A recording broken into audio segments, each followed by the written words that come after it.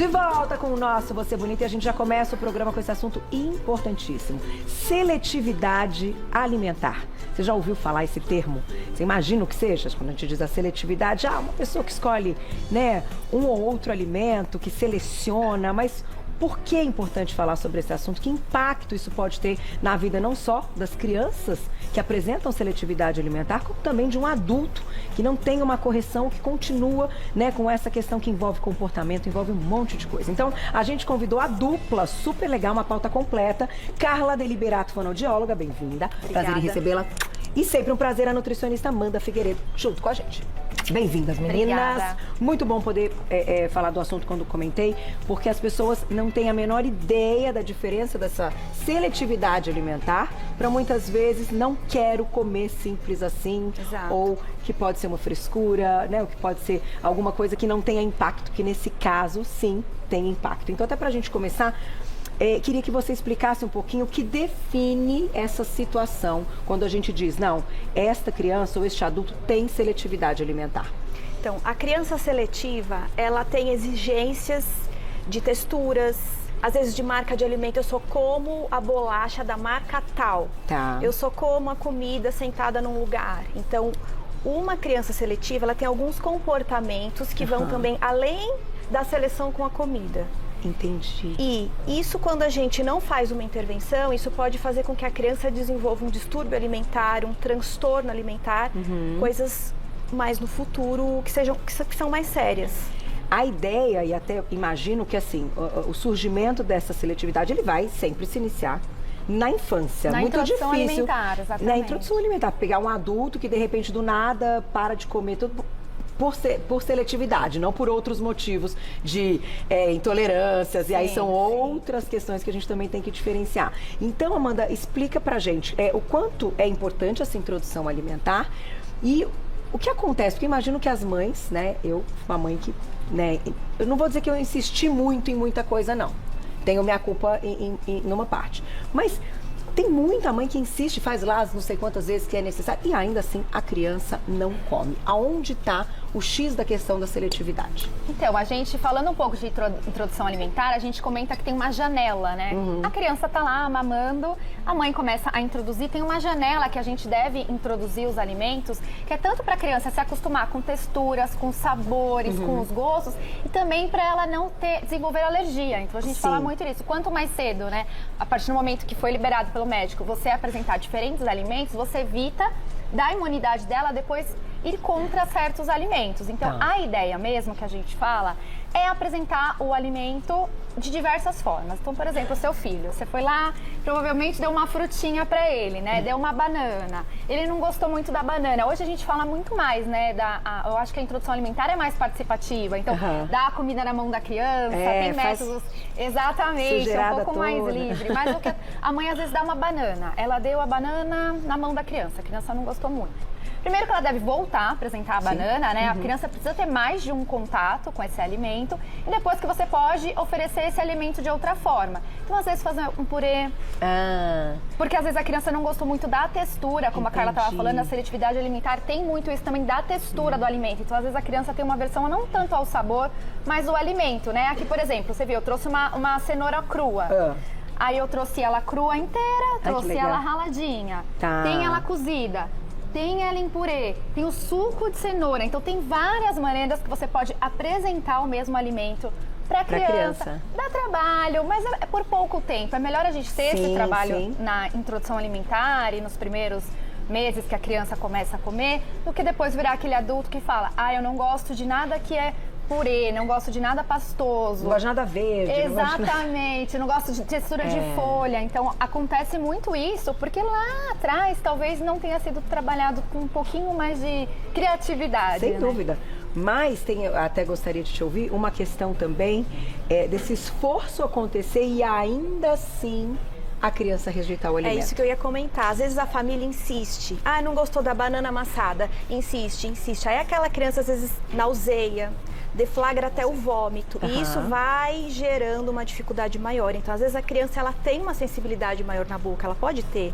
Então, algumas texturas não são tão prazerosas. Mas se a família insiste, a criança vai vendo isso como negativo. E aí ela começa a não querer nem chegar perto da banana. Eu não quero chegar perto da refeição, porque ela começa a associar como uma experiência negativa. Entendi. Então, essa introdução alimentar, ela é extremamente importante que a gente faça com, vamos dizer, carinho, com aproximação, sabendo que a criança está aprendendo a comer.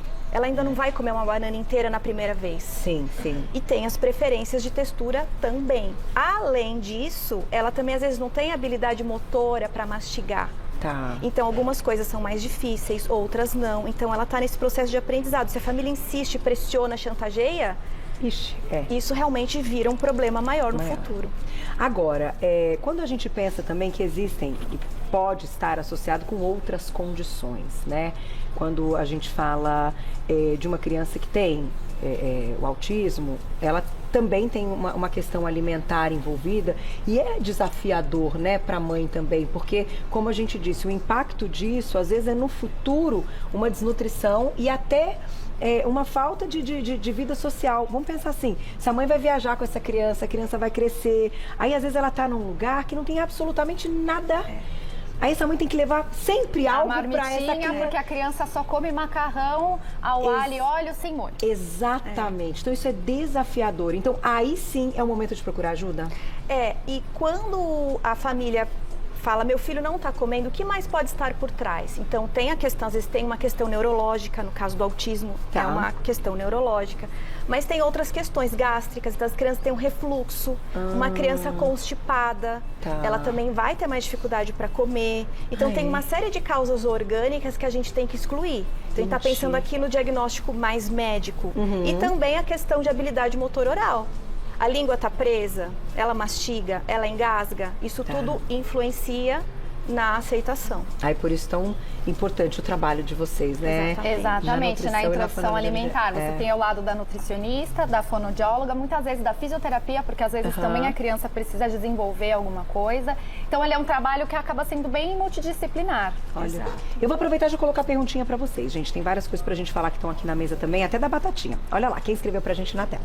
Obrigada, Pri, um beijo pra você. A criança com TDAH pode ter seletividade alimentar? Sim. Também pode. Crianças com TDAH, elas cursam com maior dificuldade na alimentação, elas têm uma dificuldade de focar naquilo que ela vai comer. Então, sim, tem uma relação importante. Também. Tem uma relação importante. Eu noto hoje muitas crianças não comendo proteína, não mastigando proteína. Não vamos entrar na questão de uma criança, sei lá, que tem uma mãe vegana ou vegetariana, enfim. Mas quando a criança experimenta, assim, tem uma certa rejeição no início, né? Com a carne, por exemplo. É comum? É comum. Algumas crianças na introdução alimentar, elas aceitam mais o pastoso. Até aí tudo bem. Só que aí a família não consegue evoluir a consistência, a textura. E fica no pastoso. Então, eu recebi até semana passada um paciente grande, de 8 anos, que ele não estava mastigando. Olha só. Ele só comia macarrão, purê de batata, gelatina. E aí, quando eu não comia nenhuma bolacha, nunca, numa idade que já poderia comer. E aí, quando eu fui avaliar, ele não mastigava. E joga, o menino ativo que joga futebol, então assim, nunca ninguém percebeu que essa criança não estava mastigando e a família foi acostumando que ele só comia aqueles alimentos. Olha só. E ficou. Então ele engolia, se ele põe na boca, ele põe na boca, ele faz um amassamento. Mas ele não mastiga com efetividade. E nas proteínas, por ser fibroso, exige muito da mastigação. Entendi. Então, se você não mastiga com efetividade, você vai ou cuspir ou você vai rejeitar. Ou come só muito picadinho, às vezes só come carne moída e pouco na colher. Então a gente tem que observar como é esse padrão de alimentação, porque pode ser uma questão realmente da mastigação. A gente vê isso também nos idosos, né? Às vezes os idosos que costumavam comer proteína começam a comer menos pela dificuldade de mastigação. E a gente tem que pensar que a criança está aprendendo, ela só mamava, né? Você não precisava mastigar. Então é uma coisa realmente muito nova. Interessante. Eu vou fazer o seguinte, vou lá e já volto. Já tem perguntinha, né? Mandem mensagem pra gente na arroba... Já tem pronto? Então vamos colocar na tela. Olha lá, meninas.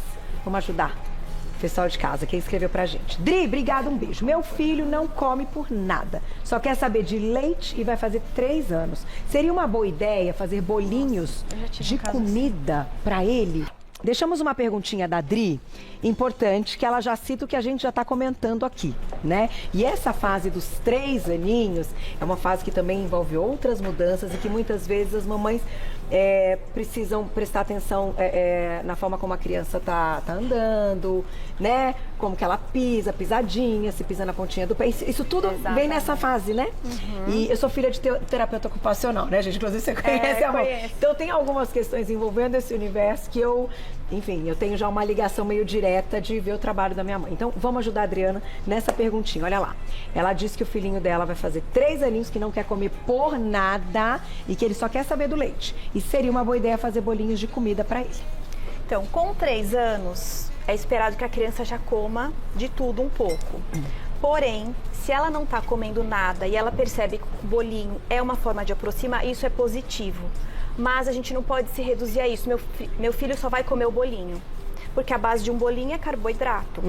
Então, o ideal sim, ela pode oferecer o bolinho, mas procurar um profissional que ajude a orientar melhor como que ela vai fazer essa expansão dos alimentos. Pode começar com o bolinho, mas a gente não pode reduzir a isso. É importante que tenha envolvimento da área de vocês. Exatamente. Né, precisa investigar para ver se tem alguma questão motora, se tem algum problema de saúde na criança.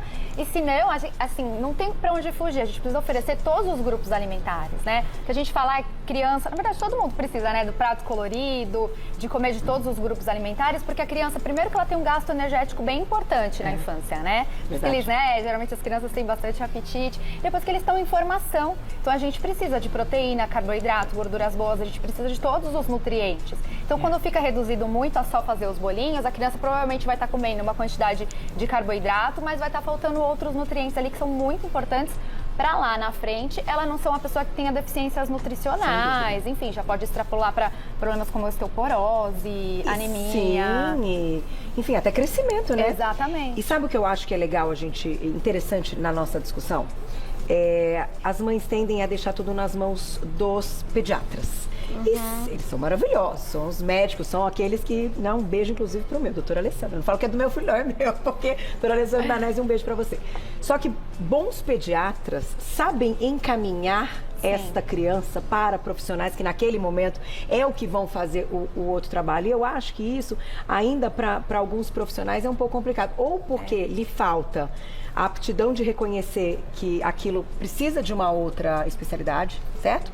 Ou porque ele realmente não quer passar um paciente. Exato. Isso acontece, não acontece? Mas eu estou colocando aqui, gente, na maior,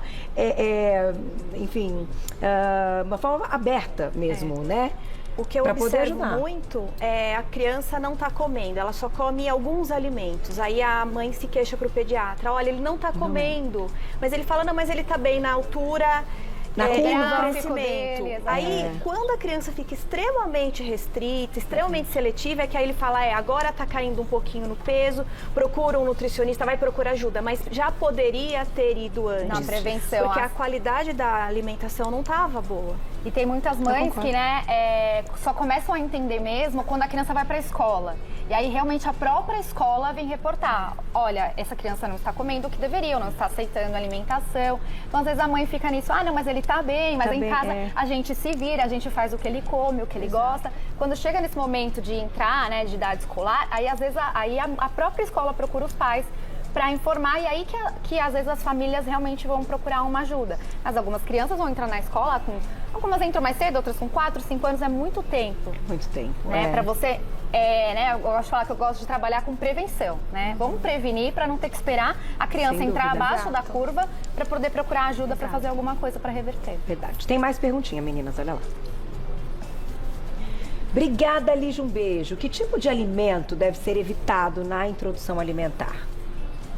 Quer falar? Posso falar. A introdução alimentar, né, ela é por muitas etapas, por muitos passos. Então, pensando ali que a criança começa a apresentar os sinais, né, de começa a sentar, alguns sinais que a gente observa na criança que ela já está apta para a introdução, que é mais ou menos 6 meses, a gente tem, né, protocolos que a gente vai introduzindo. O que a gente sabe que a gente precisa evitar, com certeza, né, até ali esse período de 2 anos?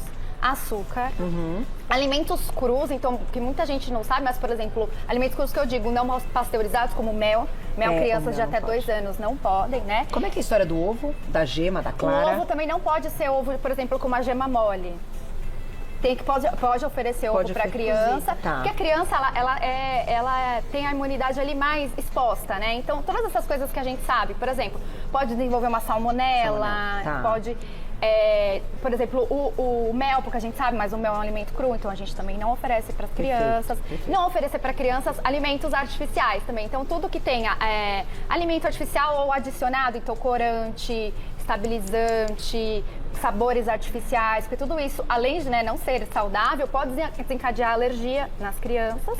E aí a introdução a gente começa sempre, né? Com uma refeição. Tá. Então a criança continua mamando e a gente vai com uma refeição no dia, um lanchinho e vai trocando também, né? Antigamente tinha muito essa ideia da papinha, hoje a gente já sabe que a gente pode apresentar o alimento com um pouco mais de textura. De pedacinho, sem então ficar a gente tão... fala muito, né, de tipos de introdução alimentar, que a gente não precisa ficar tão ali na papinha, no caldinho, né? Tá. E oferecer os alimentos, a gente também, a questão do açúcar é muito séria, assim, de não fritar o açúcar que a gente pede pelo menos até 2 anos. E ir variando, né, para criança. Então, oferecer uma fruta, oferecer um dia uma cenoura, outro dia uma banana e vai, né, evoluindo aos poucos. E aí, com 1 ano de idade, a criança já está mais apta para realmente comer uma comidinha. Então, ela já consegue comer um arroz, um feijão, já pode tomar um suco. E aí, depois dos 2 anos, né, ela já pode ter contato com açúcar, mas a gente também sempre orienta para ser um contato o mínimo possível, né? Todos os processados, na verdade, deveria ser para todo mundo. No final das contas, uma hora vai crescer, gente, e aí começa... Vai para festinhas dos amigos. É todo um processo. Mas a criança que não tem em casa, por exemplo, que aquilo não está tão disponível, vai comer menos. Com certeza. Isso é um fato. E tudo bem ela ir numa festinha, comer um brigadeiro, né? O problema é quando tem muito acesso a isso. Exatamente. Eu vou colocar a perguntinha. O que você falou, Glaucia? A Glaucia fez uma pergunta, mas eu não entendi. Que é interessante levar as crianças na feira para elas terem o contato. Isso é muito importante. A criança manipular o alimento, cheirar. Porque às vezes ela não se interessa pela cenoura de casa, mas aí ela vai comprar a cenoura. É a cenoura que seu pai gosta, escolhe uma bem bonita, então ela tá manuseando e tá aproximando, isso suscita o interesse nela. Olha que legal. E é bem legal. É bacana mesmo. E trazer elas pra cozinha também, eu acho, né? Vai na feira, compra. Vamos fazer um bolinho? Vamos. A criança vê como é que tem essa questão do preparo. Eu acho que trazer as crianças pra cozinha aproxima e eu acho que ela fica um pouco mais propensa a provar aquilo que ela viu sendo preparado. Eu acho. E no final, gente, tudo, é claro, são esforços, mas voltando à questão do nosso tema, a seletividade alimentar, às vezes até foge ao esforço materno. Então, eu acho que as mamães estão nos assistindo, não se culpem antes de tudo, né? Porque às vezes a gente também não sabe a rotina e o quanto ali aquela mãe tem para se dedicar e às vezes, né? Mas saiba prestar atenção caso haja uma necessidade de procurar outras especialidades, não é isso? Exatamente, perfeito. É isso. Perguntinha do público, quem escreveu pra gente na tela. Obrigada, Gisele, um beijo. Meu bebê comia todos os alimentos sozinho. Agora ele come, mas desde que esteja misturado. Não come separado ou em pedaços. Foi um retrocesso ou é normal? Então, essa questão dos pedaços é um ponto de atenção. Uma boa observação que essa mãe percebeu. Por que ele só come misturado? É o sabor? É a textura, é a dificuldade de mastigação, então a gente vai ter que analisar com mais detalhe. Não sei responder, é tal coisa. Aí, no caso, é legal fazer uma avaliação para investigar. E no seu caso, o que é avaliado é essa questão mesmo da mastigação, se tem, enfim, se está tudo funcionando, né? Respiração, sucção, mastigação, deglutição e a sensibilidade oral. Tem criança que tem a boca um pouco mais sensível, por vários motivos. Então, com facilidade ela nauseia, ela sente o fiapo, então isso a gente tem que avaliar também como que tá. Então, nausear muito na refeição, ficar com ânsia, não é o esperado. Então, se está fazendo isso, tem que investigar. E no seu caso, né, também a importância de apresentar esses alimentos e ensinar formas diferentes. Até aqui, ó, Mandinha trouxe aqui, né, ó com a banana tanto de coisa que a gente pode fazer. As mães podem ser criativas, mas a gente tem muita informação, né, que a gente consegue realmente, como eu estava falando. Às vezes apresentou a cenoura cozida, a criança não gostou. Dá os palitinhos na mão dela, faz um suco com a cenoura, faz um purezinho de cenoura. Eu acho que os temperos naturais as crianças já podem também, né? Experimentar. Então faz muita diferença você fazer uma comida com um temperinho caseiro, gostoso natural. Às vezes a criança vai gostar mais do sabor. Então é isso. E também sempre variar e né, até os 2 anos de idade é o melhor momento para a gente apresentar mais alimentos, tanto para a criança desenvolver o paladar, tanto para ela também não desenvolver alergias, né? Então, alguns alimentos que são mais alergênicos, por exemplo, um amendoim, você deixa para a criança comer muito mais tarde, ela pode ter uma chance maior de ser alérgica. Gente, essa pauta, ó, depois vocês compartilham, as meninas voltam, ficaram várias perguntas lá, depois vocês puderem responder. Claro. E no final também tem uma piada que é ótima, né? Que é sempre a comida que vai comer em outro lugar é muito mais gostosa que a gente faz, assim, sabe? Tem isso também. Eu sou daquelas que o João gostou de alguma coisa, eu falo, pelo amor de Deus, me passa a receita que eu faço em casa. Aí eu faço em casa. Ai, mamãe, veja, lá tava mais gostoso, né? Faz parte. Mas o assunto é um assunto sério, um assunto importante, então que bom que a gente tem espaço para falar sobre isso e ajudar as mamães. Obrigada quem mandou perguntinha pra gente. Quem quiser entrar em contato com as meninas, então, @NutriAmandaFig. É F-I-G no final mesmo, tá, gente? @NutriAmandaFIG. E com a querida Carla Deliberato, fonoaudióloga, @fono_Carla Deliberato. @fono_Carla Deliberato. Vocês já encontram o trabalho delas. Obrigada. Muito e parabéns, obrigada. gente. Que especialidades Obrigada. incríveis. Bom, eu hoje sou muito grata à minha fono de muitos anos. É maravilhoso. Parabéns pelos trabalhos. Obrigada. Viu?